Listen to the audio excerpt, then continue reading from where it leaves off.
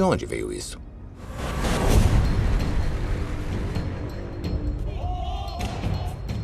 Com toda a nossa capacidade de fazer o bem, o desejo de fazer o mal tem atormentado a história humana.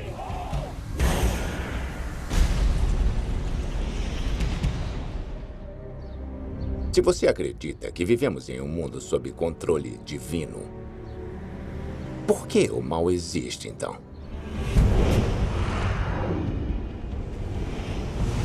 Eu estou embarcando em uma jornada para tentar entender a existência do mal. Eu sei o que você fez. A minha pergunta é, pode me dizer por quê? Para descobrir como isso invadiu nossas vidas. Pessoas que acreditam estar possuídas por um espírito maligno podem vir aqui. Quando o mal começou a invadir nossos corações. Se você mente ou faz alguma coisa ruim, seu coração fica pesado. E com o coração pesado não dá para entrar no paraíso. E eu vou descobrir como algumas religiões nos ensinam a lutar contra o mal. Você tem duas mentalidades. Uma é boa, a outra é má. Para transformar as trevas... Eu fiz coisas muito terríveis. Em luz. Você representa a esperança do mundo.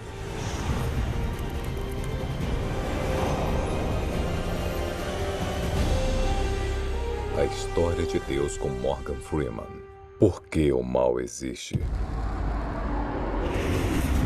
Para entender a existência do mal, nós precisamos saber de onde ele vem. Algumas religiões o veem como uma força invisível que permeia o mundo inteiro. Demônios que se escondem na escuridão. Para o cristianismo, o que poderia ser o próprio diabo? Ou será algo maligno que vem de dentro de nós? Então eu estou indo até uma prisão de segurança máxima para conhecer um homem que poderia ser chamado de a encarnação do mal. Então, Kent, você já esteve cara a cara com o mal? Eu conheci algumas pessoas que fizeram coisas bem ruins. O neurocientista Dr. Kent Keel está tentando identificar a fonte do mal dentro do cérebro de assassinos psicopatas. Eu quero entender por que as pessoas fazem coisas tão ruins.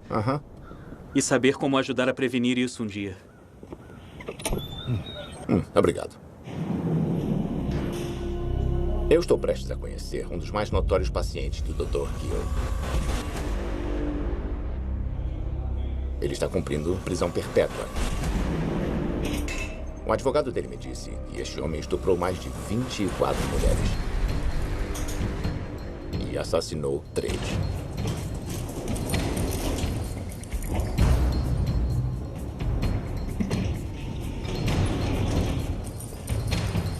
Ele está na cadeia desde quando era quase um adolescente, exceto por um curto espaço de tempo, quando ele ia sair da prisão e voltar ao mesmo comportamento de estuprar e, no final, evoluir para um assassinato. E, por acaso, ele confessou tudo? Ele confessou tudo. Eu não vou mostrar o rosto dele, porque eu não quero dar mais notoriedade ao homem que cometeu essas atrocidades. Mas eu quero saber o que leva alguém a fazer o que ele fez. Sabe quem eu sou? Sim. Eu sei o que você fez. Minha pergunta é, pode me dizer por quê? Foi uma coisa de momento. Todas as vezes? Eu não fazia planos de sair e acabar com ninguém. De cometer violência sexual contra alguém. Eu tinha um desejo, um impulso, e eu não conseguia impedir a mim mesmo de ceder a esse impulso. Deixa eu perguntar. Eu queria saber, com que idade você começou? Quando eu tinha 21 ou 22, eu estava na rua procurando alguma coisa para roubar. Aí eu vi uma professora que tinha ficado até mais tarde. Então eu decidi roubá-la, sequestrá-la e estuprá-la. Eu empurrei ela para uma estrada de acesso e ela reagiu e escorregou pela porta. Aí eu olhei em volta e me mandei. Quando foi seu primeiro assassinato? Eu tinha uns 27 anos e eu estava saindo para cometer um roubo. E o crime aconteceu.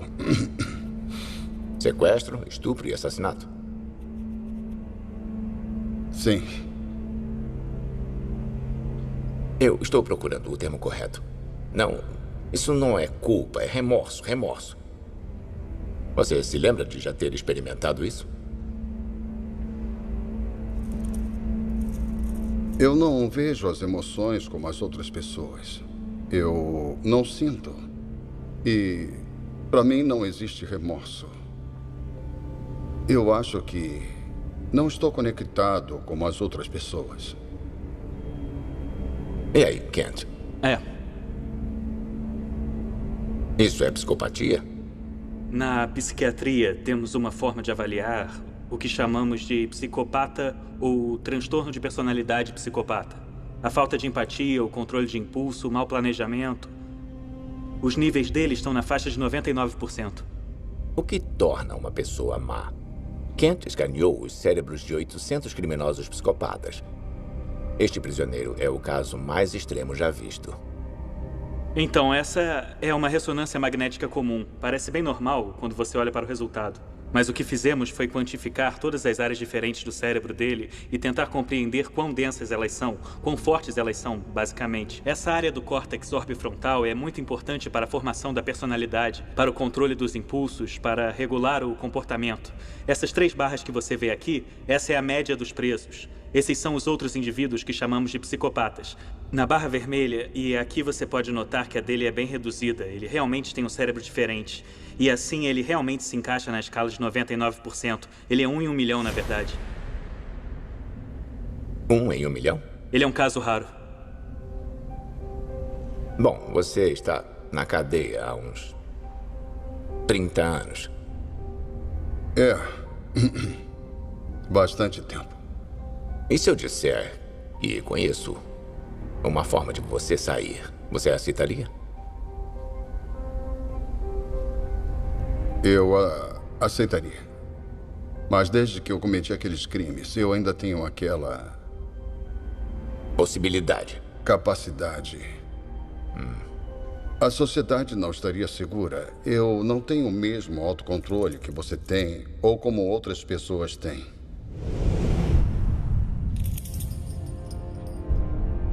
Esse é um homem mau. O mal personificado. Neurocientistas dizem que o comportamento dele é resultado de má conexão neural. Mas a questão é que, mesmo assim, ele ainda não poderia ter uma escolha. Ele não poderia escolher não cometer crimes hediondos. Os psicopatas se encontram no extremo do comportamento humano. Mas todos nós enfrentamos a opção de fazer o bem ou fazer o mal. E há milhares de anos, temos lutado contra esses impulsos.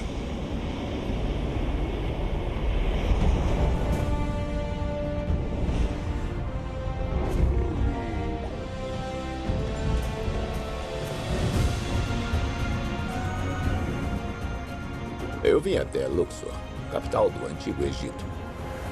A egiptologista Salima Ikram vai me mostrar uma das mais antigas representações de nossa luta para escolher entre o bem e o mal.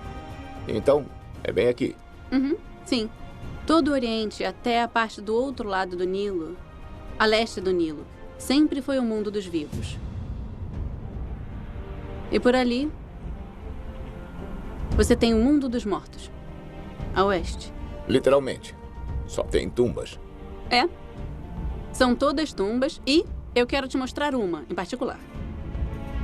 Essas são as tumbas dos nobres. E logo virando a esquina do Vale dos Reis, é o lugar onde Tutankhamon foi enterrado há mais de 3.000 anos. Essa é a tumba de Mena. Mena. Vamos lá.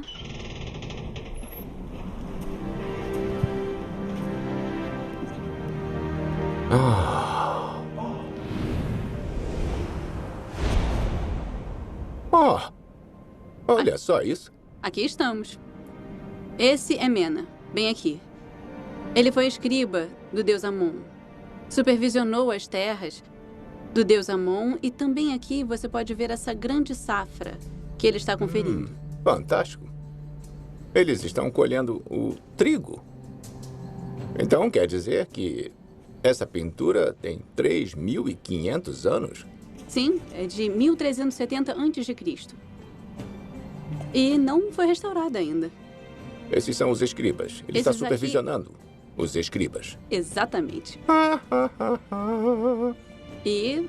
Quando eu voltar aos Estados Unidos, já vou ser um expert em hieróglifos. Ah, você é? É sim. Agora, deixa eu te mostrar uma coisinha. Sobre a ida de Mena para o além. A tumba de Mena tinha uma coisa extraordinária que Salima me disse que eu precisava ver. Uma cena em que Mena teria sido julgado no equilíbrio do bem e do mal que havia feito. Essa é toda a procissão funerária. Tá bom. Você pode ver o caixão dele sendo levado aqui. Esse aqui é o caixão dele? Uhum, esse é o caixão dele. E então, ele é trazido até aqui, por fim, diante do deus Osíris.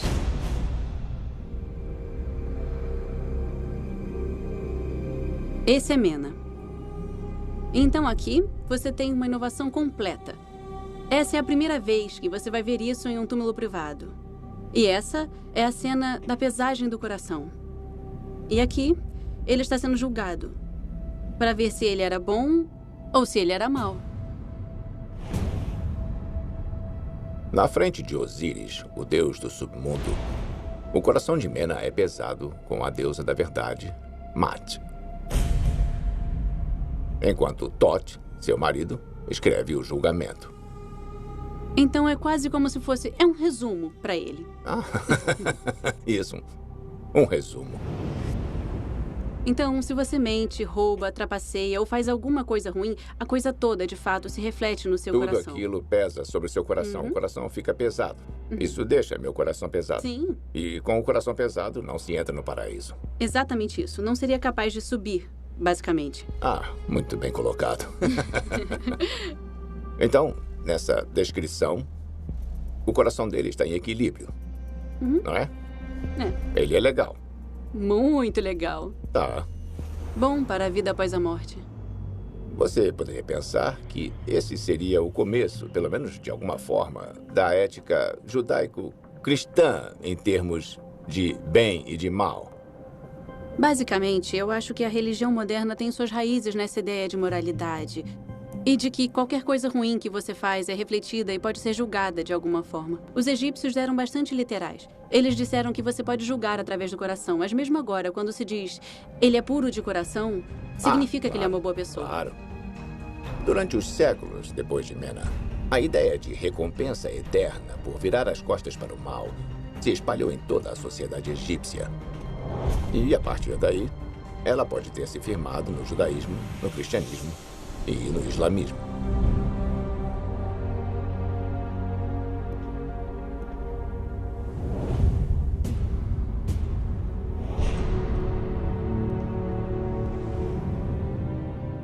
O peso do coração significa que o medo das consequências é a única coisa que nos mantém em um caminho justo.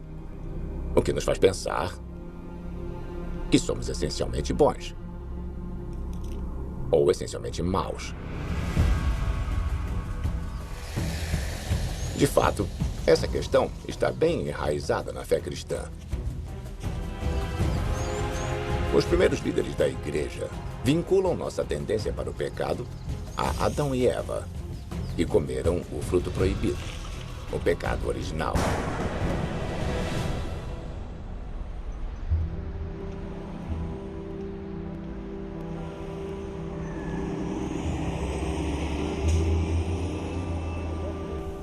Eu fui encontrar o reverendo batista e teólogo Cutter Calloway para descobrir se o pecado original significa que todos nós somos maus de coração. Olá. Oi, prazer em conhecê-lo. Obrigado. Pode sentar. Obrigado. Que livro você estava lendo? Os primeiros capítulos do Gênesis. Era exatamente sobre isso que eu ia falar. E o que eu quero falar é sobre pecado. O que é o pecado original? Olha, é uma boa pergunta. Para a tradição cristã, o pecado original foi meio que cunhado. É um desejo primitivo, que todos nós temos, e isso é um desejo humano. Ou um impulso, porque Adão pecou. O pecado original foi passado de uma geração para a seguinte, perpetuado, geração após geração após geração. Eu, recentemente, passei um tempo com uma pessoa que diz que é a personificação do mal. E eu precisei perguntar por que fez aquelas coisas. E ele disse, eu só tive vontade. E além disso, eu não sei. Esse poderia ser um mal inerente, não é?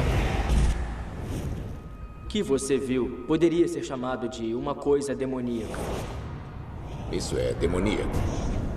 Isso é demoníaco, mas eu acho que é importante para nós reconhecer que há um pouco dele em todos nós. E há algo inerente em nós que parece se desdobrar para a morte e a violência.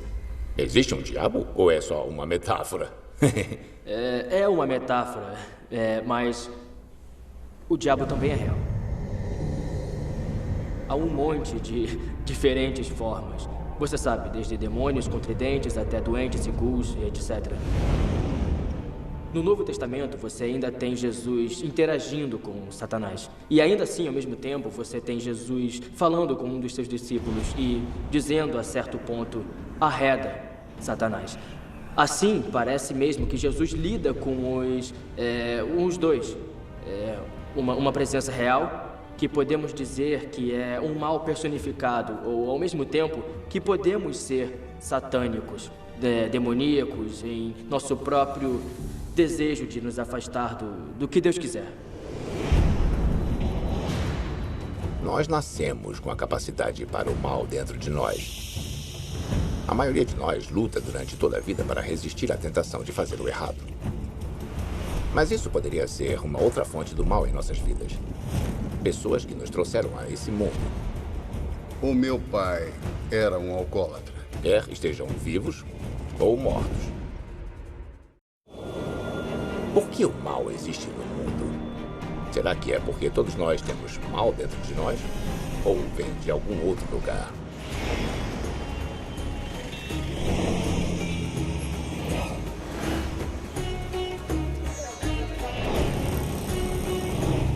Eu viajei para a Índia para entender o que os hindus acreditam ser uma fonte do mal. As almas infelizes de seus antepassados. Eu estou na cidade de Varanasi para visitar o templo Pishash Moshan, onde exorcismos acontecem o dia inteiro.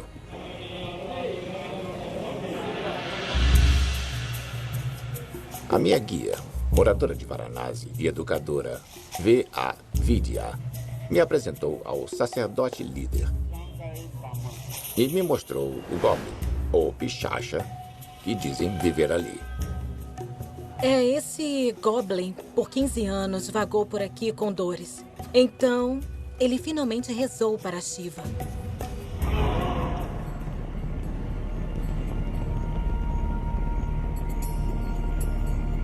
O grande deus hindu Shiva, através de um ritual de purificação que termina com um mergulho no lago próximo, imediatamente curou o Goblin de sua doença. Em troca, Shiva deu ordens ao Goblin para proteger as pessoas perto do lago de quaisquer outros espíritos malignos. Então, Shiva disse, ok, você foi curado. Agora você vai ajudar todas as pessoas que sofrem possuídas pelo mal. Então, ele é um Goblin do bem. Sim, ele é um Goblin do bem. Agora este lago se tornou um lugar de cura. Um paraíso para as pessoas que sentem que suas vidas estão assombradas por uma presença maligna. Então, aqui você olha para a água. É salobra, mas as pessoas acreditam que alguma coisa vai... É o termo para isso? Você conhece o ditado. A água limpa tudo. Tá bom, eu vou acreditar nisso.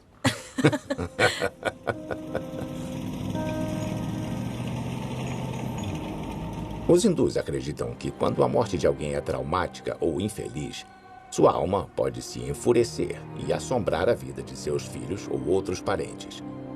Isso pode causar doenças mentais ou físicas e até problemas financeiros.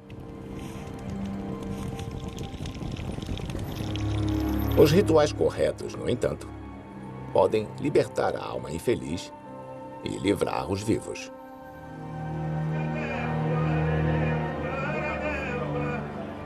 O que está acontecendo aqui? Aquele é o xamã. Ele está preparando... Ele está exorcizando? Isso.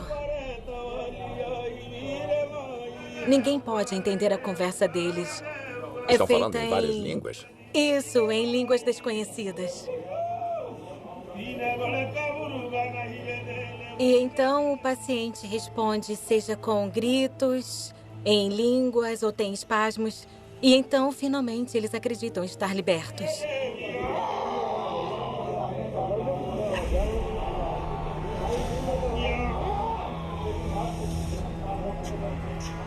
A maioria das pessoas que vem aqui não precisa de um exorcismo completo como este homem.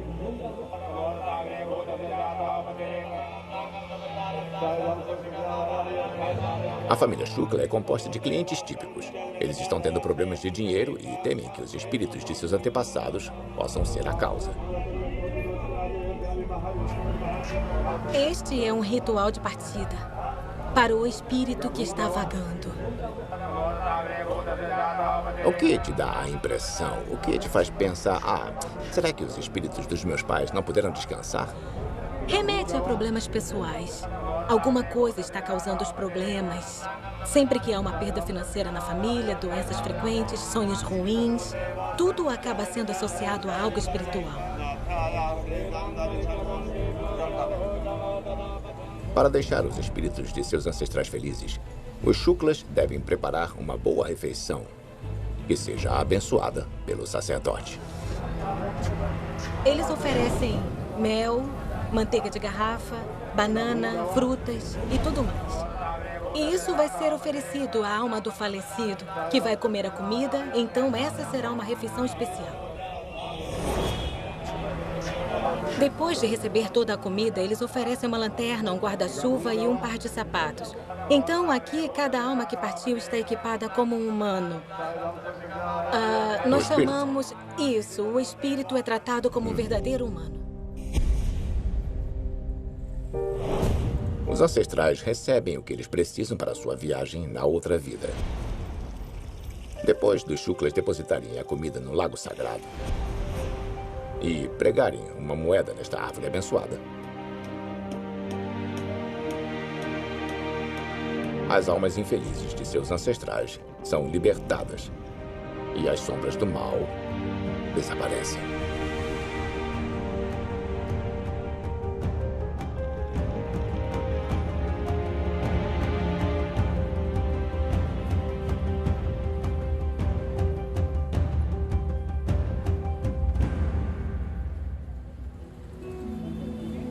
Então, no cristianismo, você tem o diabo e você tem Deus. Você tem o bem e você tem o mal. Eu acho que isso não parece acontecer no hinduísmo. No hinduísmo, não há nenhuma dicotomia entre o bem e o mal. A mesma pessoa pode se tornar boa ou má. Em um templo como este, até o mal é tratado com muito respeito e atenção. Isso é muito interessante. Um conceito muito interessante, porque eu acho que isso nos liberta para ser pessoas melhores. Isso. Existe sempre no final a esperança. A esperança de que o mesmo mal pode ser liberado. E as pessoas podem ser purificadas só de mergulhar no lago.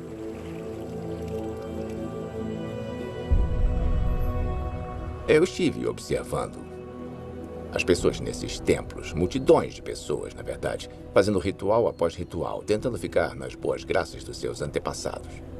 Mas o ponto nisso tudo é que o mal não é desprezado. O mal é visto como um espírito que precisa de ajuda, que precisa encontrar paz. Legal.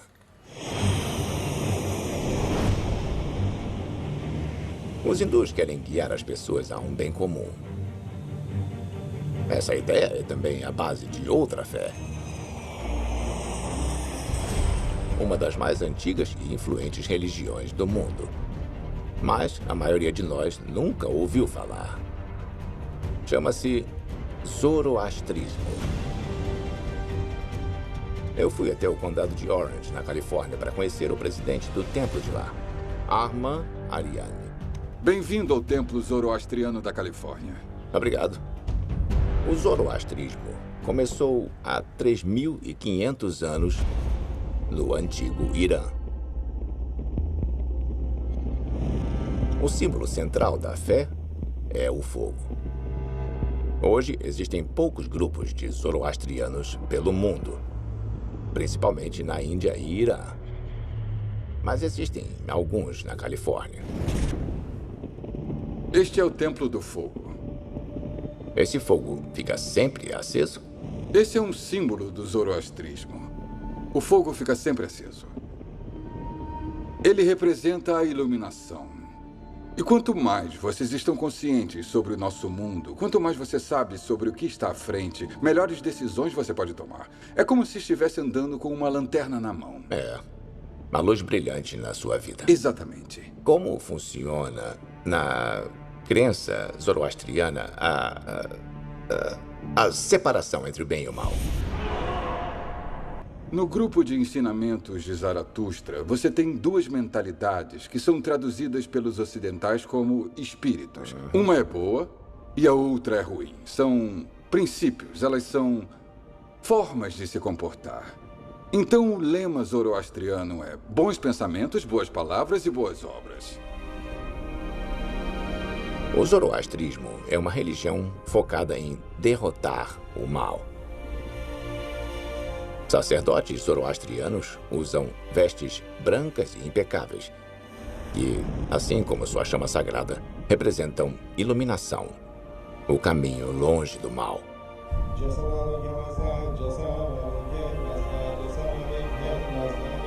As preces ainda são feitas na língua iraniana antiga, o avéstico, que era falada por seu fundador, Zoroastro.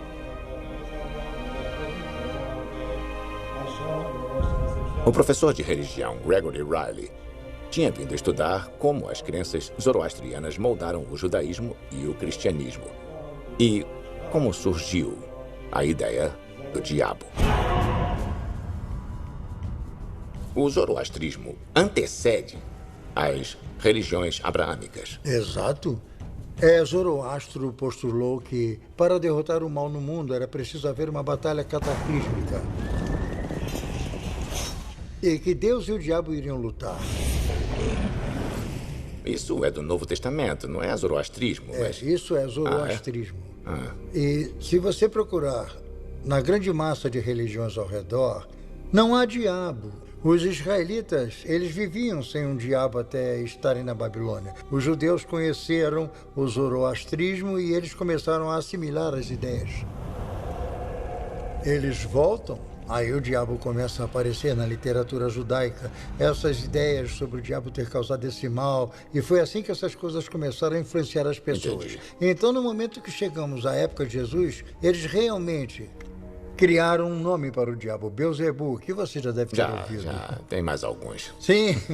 Então, o grande rival de Jesus no nosso Novo Testamento e Evangelho. Essa é agora uma nova visão. Exatamente. Os judeus fizeram a deles, os cristãos fizeram a deles e o islamismo também.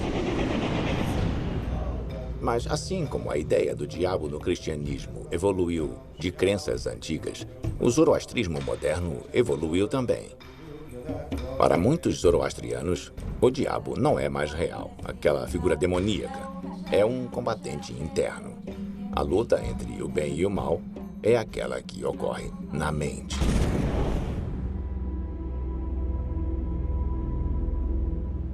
Então, o lema zoroastriano é bons pensamentos, boas palavras e boas obras. E a ordem é muito importante, porque você começa com um pensamento, você fala com isso com o mentor antes de tomar qualquer decisão. Assim, não entre em apuros. E não existe Satanás, não existe diabo, alguma coisa do lado de fora nos influenciando. Certo. Significando, Portanto, que Deus está presente em todos nós. Em todos nós.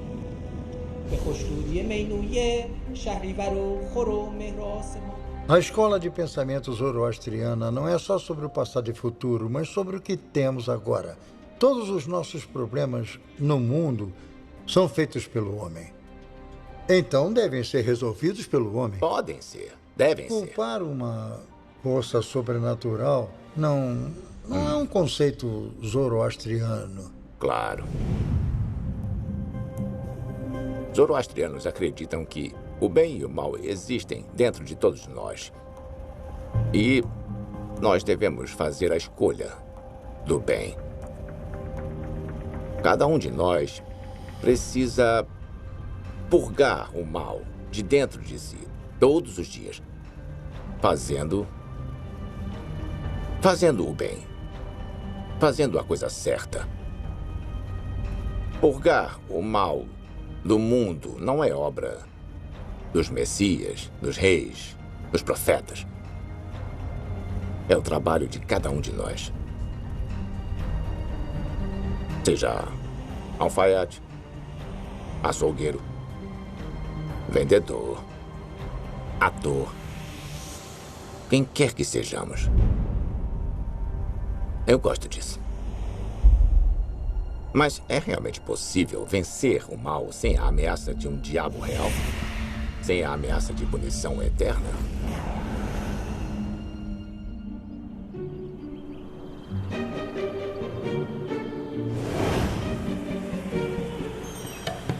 Na Nova Zelândia, o psicólogo Jesse Bering acredita que precisamos de seres sobrenaturais para nos manter no caminho certo. Estão prontas para jogar um jogo? Sim! Jesse desenvolveu um experimento para testar essa teoria. Certo. Por que vocês não fazem um círculo e se sentam de frente para mim enquanto eu explico as regras para vocês? Vocês estão vendo esse pedaço de fita? A primeira regra é que vocês não podem ultrapassar essa linha. A segunda regra é que vocês vão ter que jogar isso de costas para o seu alvo. Então vocês fazem assim, façam o melhor que puderem. Viram? Hã? Não é tão fácil, né? Vocês vão jogar esse jogo um de cada vez e aquele que conseguir o maior número de pontos no alvo recebe um prêmio muito especial no fim do dia. Ok, vejo vocês daqui a pouco. Jesse assiste através de câmeras escondidas para ver se as crianças vão trapacear. Então, aqui nós temos um garotinho e você quase pode ver as maquinações na mente dele. Vamos ver o que ele faz. Você não pode culpar uma criança de 6 anos por fazer isso. Ele realmente quer o prêmio e acha que pode se safar e é uma resposta normal para uma criança. Essa garotinha, olha para ela. Ela passa direto pela linha e coloca várias bolas no alvo. Agora ela verifica se realmente não há ninguém espiando ou que possa ver o que ela está fazendo. Por estarem sozinhos, eles pensam, por que não trapacear se não tem ninguém olhando? Mas e se tivesse alguém observando? Jesse começa o mesmo experimento com outro grupo de crianças e um ser sobrenatural invisível. Bem, antes de começarmos, eu queria apresentar a vocês alguém muito especial que está na sala com a gente aqui agora. O nome dela é Princesa Alice. Já ouviram falar da Princesa Alice antes? Ela é uma princesa mágica muito simpática e tem uma habilidade muito especial. Ela pode ficar invisível. A Princesa Alice está sentada naquela cadeira agora mesmo. Então vocês podem ir lá pra cima agora, e aí nós vamos trazer um por um para jogar o jogo. Com as crianças acreditando que estão sendo vigiadas por uma princesa invisível, Jesse vê uma coisa notável. Vejam só essa garota. Ela está indo muito bem até agora. Claramente não está interessada em quebrar as regras. Aqui nós temos uma garotinha que chega a tocar a cadeira para ver se talvez ela possa sentir a Princesa Alice. Princesa Alice? Ela diz, Princesa Alice, ela claramente não está tentando trapacear. Esse é o poder da crença, sabe? Essas crianças nunca ouviram falar dela antes, mas, de repente, ela se torna real em suas mentes. Os resultados de Jesse foram sempre os mesmos. Então, o que vimos depois de testar centenas de crianças com esse estudo é que as crianças para as quais dissemos que a Princesa Alice estava na sala com eles quando são deixadas sozinhas, têm menos probabilidade de trapacear.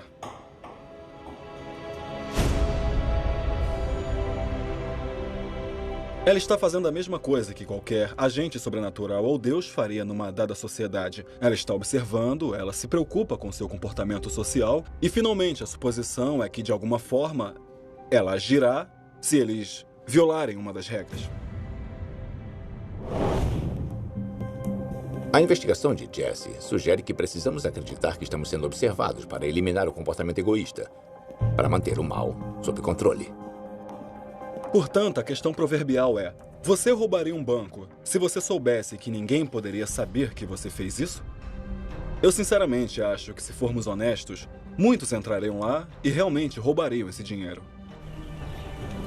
Um ser que tudo vê, tudo sabe, intervencionista, todo-poderoso, uma deidade moralista, que ajuda e orienta as pessoas na direção do bom comportamento.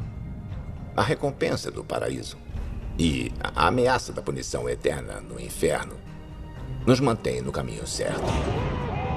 Mas e aqueles que sucumbiram ao mal? Poderia a fé nos levar à redenção? Ou poderia o mal nos marcar por toda a vida? Eu estou viajando o mundo para descobrir por que as pessoas acreditam que o mal existe.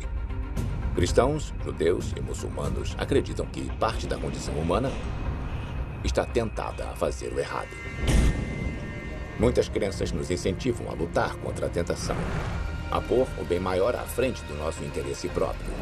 Mas nós podemos realmente nos livrar do mal? Em Sarnath, na Índia, eu testemunhei como os budistas tibetanos se purgam de maus pensamentos.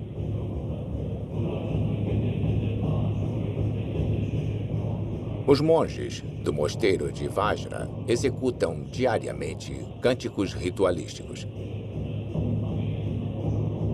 A música os coloca em um estado meditativo.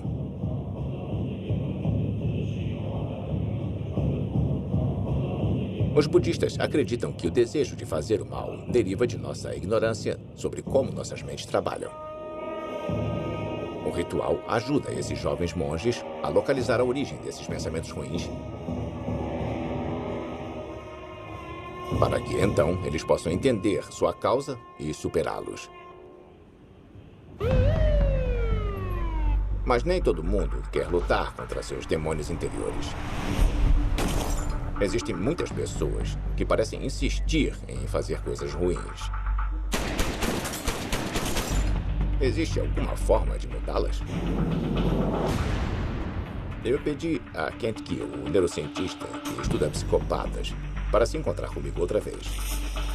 Eu quero saber se os exames cerebrais nos dão alguma pista de como combater o mal. Bom, nós sempre aceitamos o mal como ele é. Ele simplesmente é. Não podemos fazer nada. Mas esses exames cerebrais poderiam ser usados, talvez, para interceptar alguns jovens antes que eles entrassem nisso? Eu acho que podem. Quando entendemos que os sistemas do cérebro são diferentes em pessoas que cometem esses crimes terríveis, temos uma oportunidade para desenvolver um tipo de tratamento para isso. É como se eu ferisse meu braço e este músculo ficasse atrofiado, assim como estas áreas desse cérebro estão.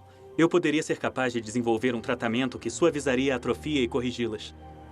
Por volta de que idade você acha, como especialista, que teria que começar a investigar? Depois do tiroteio da escola primária Sandy Hook, nos Estados Unidos, fomos indagados pelos pais que perderam seus filhos se poderíamos fazer esse estudo. Analisar os cérebros das crianças que estudamos e comparar quem matou pessoas com quem não matou pessoas. E quando fizemos essa análise, eu não estava certo de que encontraríamos algo diferente. Mas nós encontramos. Certas áreas do lobo temporal As superfícies emocionais do cérebro eram pouco desenvolvidas e não se desenvolveram normalmente. Então, quando você diz crianças, a que se refere? Está 15 falando e de... 16 anos são com essas crianças com quem trabalhamos. Infelizmente, uma delas matou cerca de 16 pessoas. Para a neurociência hoje, é por volta dos 11, 12 anos que achamos possível identificar e separar crianças que têm problemas das que são apenas destrutivas e vão crescer fora disso. Se você fosse um juiz e quisesse saber essa é uma criança de alto risco ou de baixo risco e pudéssemos dizer esta é uma criança de alto risco, agora temos uma ferramenta que pode ajudar a entender e prever o pior tipo de coisa que todos queremos prevenir, um homicídio. O que realmente queremos é ser capazes de melhorar a prevenção e então achamos que isso pode nos ajudar a fazer progresso. A ciência pode ajudar a identificar aqueles que estão mais propensos ao mal. Mas como virar as costas para uma vida de maldade?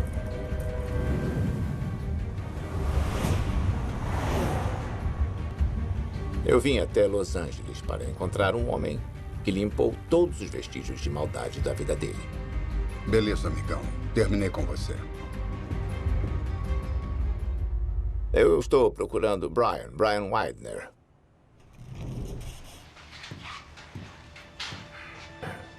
Morgan Freeman. Sou o Brian, como vai?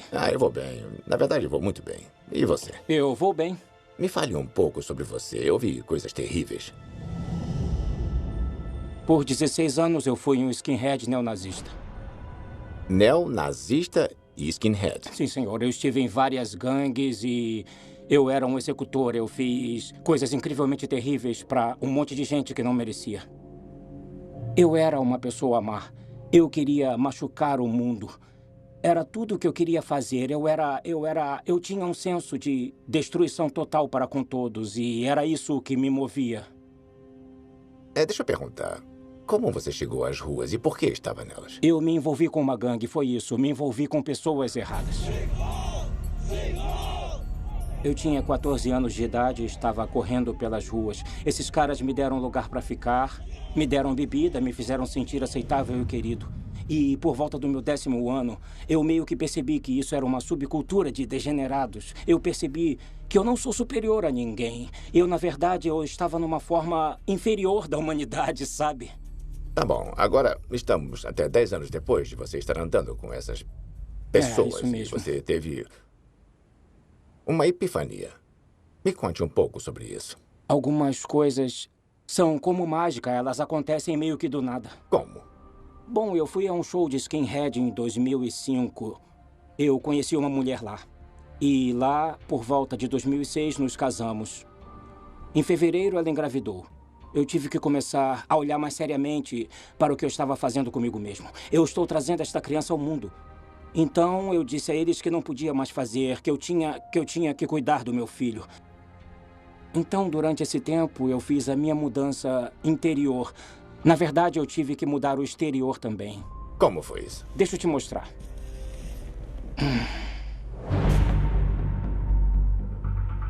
Era assim que eu costumava ser. O meu pescoço era completamente coberto, o meu rosto era coberto, só dava para ver uma parte. Eu não podia escapar da minha aparência exterior, mesmo achando que eu havia mudado por dentro. Eu entrei em contato com o Souter Poverty Law Center. Eles, na verdade, me encaminharam para onde eu fui capaz de conseguir ter as tatuagens retiradas do meu rosto. Bom, agora eu consigo ver pequenos indícios de cicatrizes. Mas como se você tivesse estado numa briga em algum momento e se recuperado. Não imaginei que tivesse removido tudo. Quanto tempo durou esse processo? Durou mais ou menos uns 2 anos e meio. Foram 25 ou 26 sessões, alguma coisa assim. A cada 2 semanas eu era queimado por lasers. Foi horrível. O meu rosto estava sempre inchado. Eu parecia o Homem-Elefante. Foi uma época muito ruim. Olha só, aqui tem uma foto minha durante o processo. Parece que levou um soco no olho. Parece que eu fui pego por um lutador de boxe. Foi como um acerto de contas. Eu encarei isso como uma penitência, Tomei a dor como um lembrete de que eu causei dor o suficiente e poderia sentir também.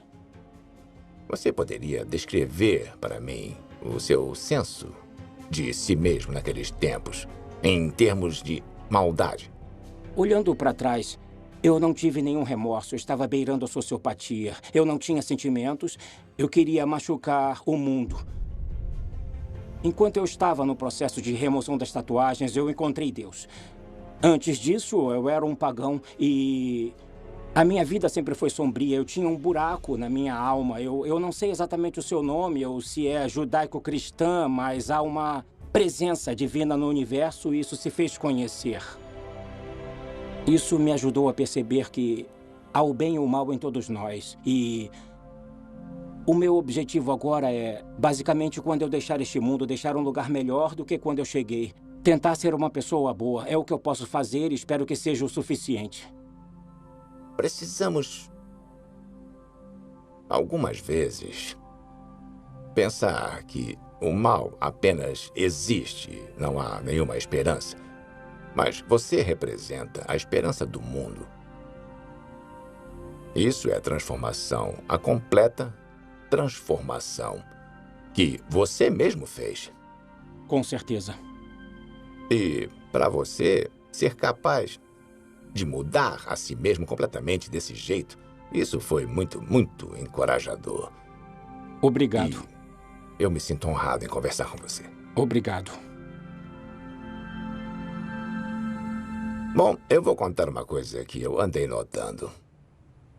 Você é um cara bonitão. Obrigado. Você também é. Bate aqui.